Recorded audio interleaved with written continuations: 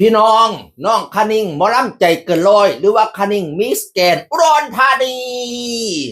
ได้รับความสำเร็จประสบความสำเร็จแล้วเป็นบ่ได้เป็นมิสแกรนด์อุดรธานีแล้วก็ไปแข่งอยู่ประเทศได้ลงอันดับ5ของมิสแกรนด์ประเทศไทยเด้บ่แม่นธรรมดาน้องคณิงนะพี่น้องเอ๋ยด้วยการผลักดันด้วยการสนับสนุนของ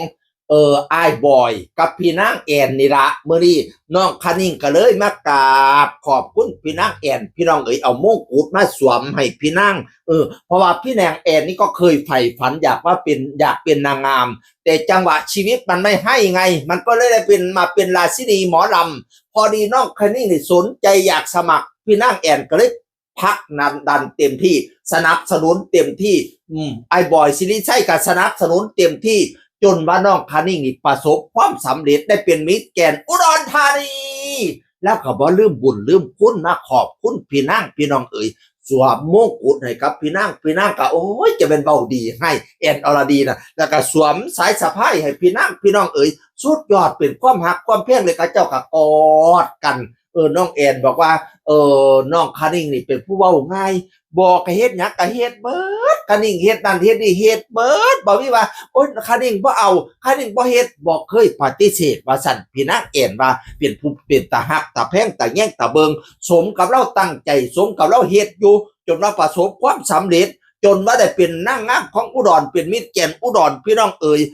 พี่นางแอนก็ดีใจนำว่าสั่นว่านั่นน่ะอยากให้น้องประสบความสำเร็จอยากให้น้อง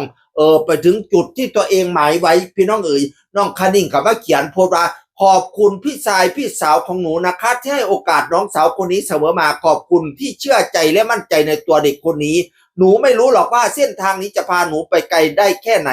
แต่ที่สำคัญหนูยังเป็นคณิงนางสาวหมอลำมิสแกรนด์ของพี่ๆเหมือนเดิมรักและเป็นห่วงพี่ทั้งสองมากๆนะคะหนูเชื่อเสมอว่าความพยายามไม่เคยทรยศใครหนูเชื่ออย่างเต็มหัวใจว่า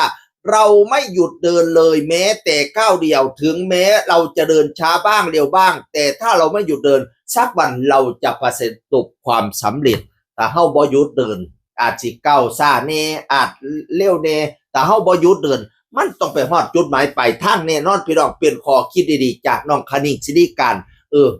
เป็นนางเอกเป็น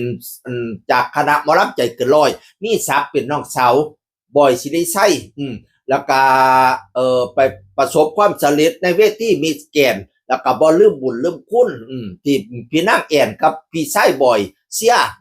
ยังยกไว้เนี่ยเก่าเท่าไว้เนี่ยหัวเสมอมากกับตัวหงยังเลี้ยงเหลี่ยมเด้ออีหล่าเอ้ยความกตัญญูกตเวทีจะนำพาเราไปถึงจุดสูงสุดให้เจริญเด้